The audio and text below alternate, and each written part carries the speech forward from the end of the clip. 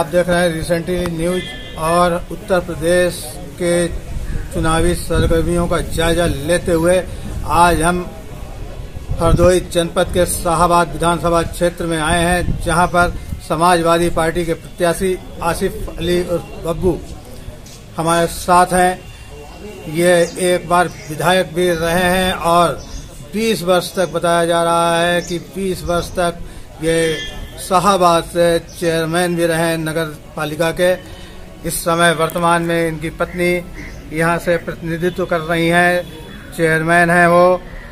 आइए हम इनसे जानते हैं कि किन मुद्दों पर ये चुनाव मैदान में आए हैं।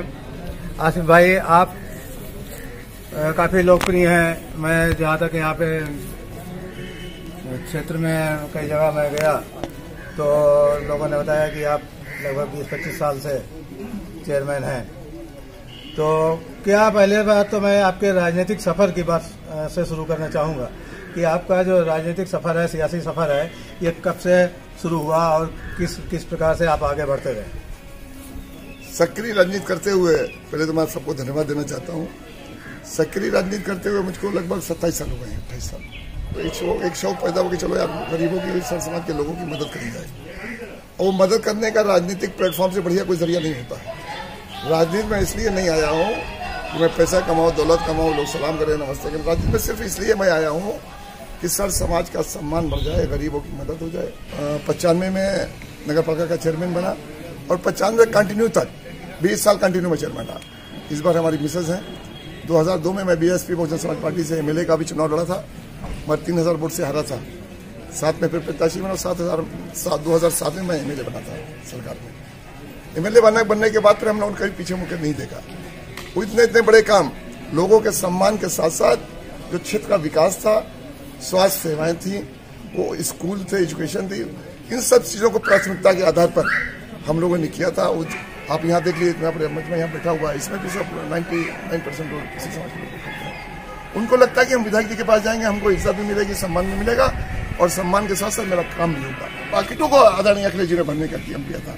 जब बीएलओ की भर्ती हुई थी, वो किसका काम था? आदरणीय अखिलेश यादव जी ने। ब्लॉक के अंदर जो आशा बहुएं हैं, आदरणीय अखिलेश यादव जी ने, उनके ही टाइम पर लेखपालों की भर्ती आदरणीय अखिलेश जी के टाइम पर। 1,69,000 शिक्षकों की समिति की भर्ती आदरणीय अखिलेश यादव जी ने की। मगर इस सरकार ने तो ऐसा कर दिया, बिल्कुल नौजवान को अपाहिज कर दिया। नौजवान की अब समझ में आया, 14 से लेकर 22 8 साल हो गए हैं। अब नौजवान की समझ में आया कि यार मुझको तो ये धर्म का इंजेक्शन दिया करते थे, धर्म की अफीम चटाया करते थे, अब उससे हमको मतलब नहीं। जिसमें ये पूरी तरह से सरकार फेल रही।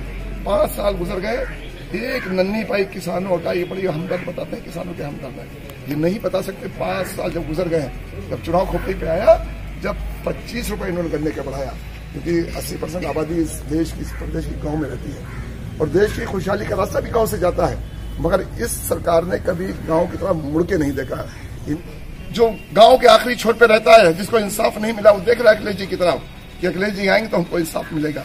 वो आता जो गरीब आता है उसको अखिलेश जी गले लगाते हैं। उसका ये आज नतीजा है कि अभी आज रोड शो चल रहा है कानपुर के अंदर, अभी तो देख लीजिए आप।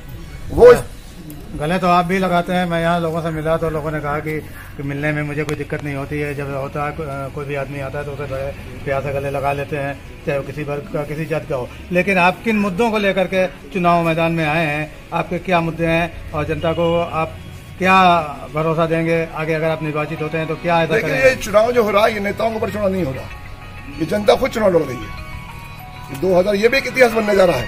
2022 का चुनाव जनता खुद लड़ रही है। जनता इतनी पीड़ित है इस सरकार से कि वो 1 मिनट उनको बर्दाश्त नहीं करने देती। यहाँ 23 तारीख को चुनाव है, अब आज अगर चुनाव हो जाए, कल आदमी मशीनें भर देगा सकी से। ये जनता इतनी पीड़ित है। कोई नेता इस चुनाव नहीं लड़ रहा है, कोई ये कहे कि साहब हमने तीर मार दिया, हमने तीर मार दिया। जनता खुद इतना एग्रेसिव है, इतने मूड उसका खराब है कि वो इस सरकार को 1 मिनट में देखना नहीं चाहती, हटाना नहीं चाहती। आपका एजेंडा क्या है? हमारा एजेंडा एजुकेशन का, हमारा एजेंडा स्वास्थ्य का, हमारा एजेंडा जो बेरोजगार का रोजगार का, हमारा एजेंडा सर समाज के सम्मान का और हमारा एजेंडा क्षेत्र के विकास का है। ऐसी क्या प्रमुख समस्याएं हैं यहाँ पे जो आपने देखा है और आप निर्वाचित हो जाते हैं तो उनको आप करेंगे? देखिए, हमको लोग, आप मेरे बारे में अगर मालूम करेंगे तो ये तो आपको लोगों ने व्यवहार बताया। अगर आपसे लोग पूछेंगे काम, तो इस क्षेत्र में लोग, इस जिले में लोग हमको विकास पुरुष के नाम से जानते हैं। अगर हम विकास पुरुष ना होते तो ये सेंसिटिव जगह है शाहबाद। आधी आधी आबादी है। हर बार हमको 2000 अगर हिंदू वोट मिलता है तो अगली बार 3000 हो जाता है, फिर 4000 होता है। सर इतनी बड़ी जीत होने जा रही कि लोग हैरत पड़ जाएंगे, हो क्या रहा है। आपने चेयरमैन रहते हुए ऐसा क्या उल्लेखनीय काम किए हैं जिनको आप जनता के सामने बता सकते हैं? वो तो सब दिखाई देता है, विकास दिखाई। अभी हम जब विधायक थे तो यहाँ सबसे बड़ा मुद्दा था पिपरिया के पुल का मामला। वो हम जब छोटे थे हम लोग स्कूल जाया करते थे और जब इलेक्शन हुआ करते तो उस टाइम जिस था खाली लाउड स्पीकर बजा करते, भोपू बजा करते और वो ये कहा करते थे कि फला पार्टी को वोट दो पिपरिया का पुल बनेगा, फला पार्टी को वोट दो, कोई नहीं बना पाया। वो ऊपर वाले ने ऐसा कोई नसीब मेरा हुआ कि हम विधायक बन गए और विधायक बनने के बाद 15 दिन के बाद पीडब्ल्यू मिनिस्टर को हमने शाबाश बुलाया था और वहीं पे घोषणा कराई थी और 6 महीने के बाद हमने काम शुरू कराया था। 2 साल में पिपरिया का पुल बना खड़ा हुआ है। दूसरा सबसे बड़ा मुद्दा था रोडों का।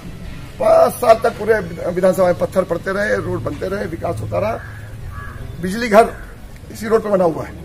इससे बहुत बड़ी समस्या हमारे विधानसभा क्षेत्र होती पे वो हमने वहां पे बनवाया है कि आज मेरा पूरा क्षेत्र कम से कम 7-33 कीवे के लाइनें वहां से जोड़ी गई हैं और पूरी विधानसभा से लेकर दूसरी विधानसभा तक लोग उसका फायदा उठा रहे हैं। इस समय जो वर्तमान में विधायक हैं वो भारतीय जनता पार्टी से हैं।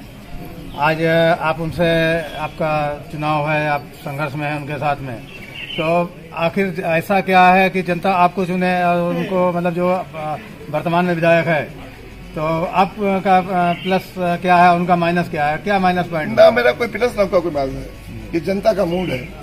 जनता का अगर सम्मान नहीं होगा, जनता का काम नहीं होगा, जब नहीं होगा। सबको मालूम है कि हमें उनमें क्या फर्क है क्योंकि वो हरदोई से और जनता अपना फैसला। मुख्य संघर्ष आपका किससे है? संघर्ष में कोई है ही नहीं। संघर्ष में यहाँ कोई है ही नहीं। लड़ रही है और इस उम्मीद से लड़ रही है कि जीतेंगे और अखिलेश जी उत्तर प्रदेश के मुख्यमंत्री बनेंगे। और आपको ये पूरा यकीन है कि सपा की गवर्नमेंट बनेगी? बन गई, बनेगी नहीं, बन गई। और सुन लीजिए, 7 फेज में चुनाव है, 5 में फेज में सरकार बनाने जा रहे हैं, 2 तो मेरे लिए बोनस है। सही है। अभी जल्दी में ही कुछ हिंदू संगठनों के द्वारा हिजाब का मुद्दा उठाया गया दक्षिण भारत में, जो कि इधर आ गया, उत्तर प्रदेश में भी आगे आई है। इसमें आप क्या कहना चाहेंगे? भाजपा जब से बनी है उसकी पैदाइशी से उसी बुनियाद के ऊपर हुई है। अब नौजवानों को रोजगार चाहिए, लोगों को रोजी रोटी अगर आप नहीं दोगे, लोगों को नौकरी नहीं दोगे, किसानों की समस्याएं हल नहीं करोगे, तो वो अपने भी मुद्दे उठाकर खुश होते हैं, वो खुश होंगे, हम लोग उसको मतलब लेना देना।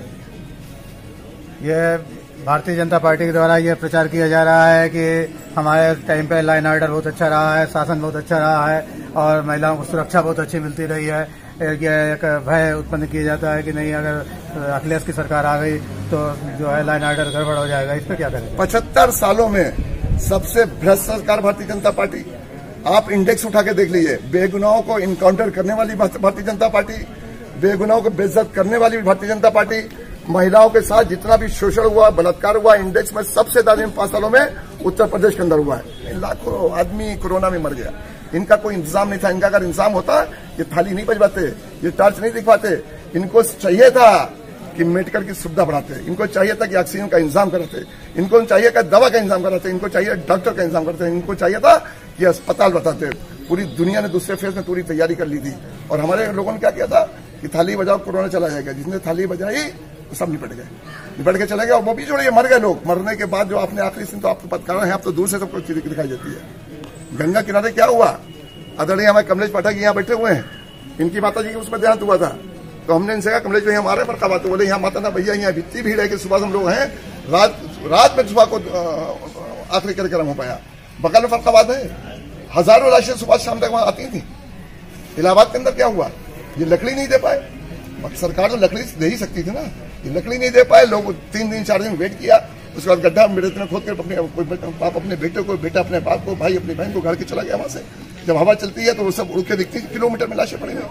ये सरकार का 100% फेलियर सरकार है। इसको न किसी के स्वास्थ्य की फिक्र है, इसको न किसानों से हमदर्दी है, न नौजवानों से हमदर्दी, न गरीबों से हमदर्दी है। सिर्फ धन्ना सेठों की सरकार है, धन्ना सेठों का ये काम किया करती है। विपक्षी दलों का ये आरोप है भारतीय जनता पार्टी पे कि ब्राह्मणों का बड़ा उत्पीड़न हुआ है और ब्राह्मण उनसे नाराज हैं। क्या इस ब्राह्मणों का कुछ आपकी तरफ झुकाव है, आपको कुछ उसका लाभ मिलेगा? बड़े टॉप क्लास के 50 ब्राह्मण ये बैठे हुए हैं, ये सवाल आप इनसे पूछ लीजिएगा, इनका झुकाव कहाँ पे है और इनका उत्पीड़न कहाँ कहाँ हुआ है। ब्राह्मण समाज बड़े जागरूक लोग हुआ करते हैं और ये भी बेचारे धोखा खा के ये लोग भी फंस गए। ये समझे कि शायद भाजपा आएगी रामराज आ जाएगा। मगर इन लोग का जितना भी सम्मान दूसरी पार्टियों में हुआ, भाजपा ने कभी इसका सम्मान ही इन लोग का नहीं किया। ये कई जगह मैं गया हूँ, इस जनपद के अलावा दूसरे जनपदों में मैंने देखा है कि गाय की समस्या, आवारा पशुओं की समस्या से लोग काफी परेशान हैं। तो अगर आप निर्वाचित हो जाते हैं तो ये इसके लिए आप क्या करेंगे, ये समस्या का कैसे हल करेंगे जिससे कि इन लोगों को निजात मिल सके? समस्या नहीं है। अभी एक गांव में हम लोग थे, परसों रात में 9 बजे पहुंचे थे, तो वो नारा लगा तो खेत से छोड़ के नौजवान भाग के आ गए, एक हाथ में लाठी एक हाथ में टार्च।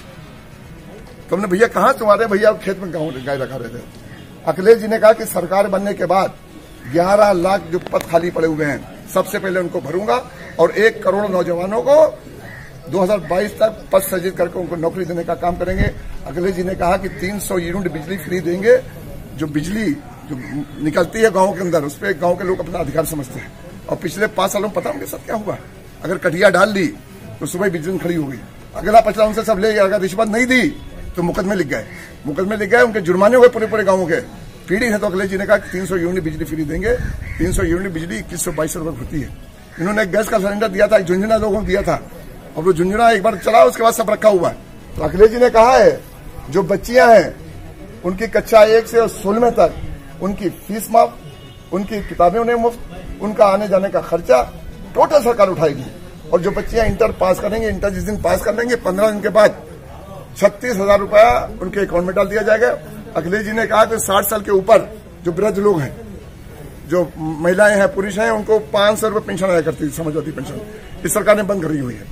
अखिलेश जी ने कहा कि हम उस पेंशन को 55 लाख से 1 करोड़ लोगों को देंगे और 500 की जगह 1500 रुपए देंगे, मतलब 18,000 रुपये साल देंगे, ताकि उन गरीबों का भी उत्थान हो जाए। ये सोच है सरकार।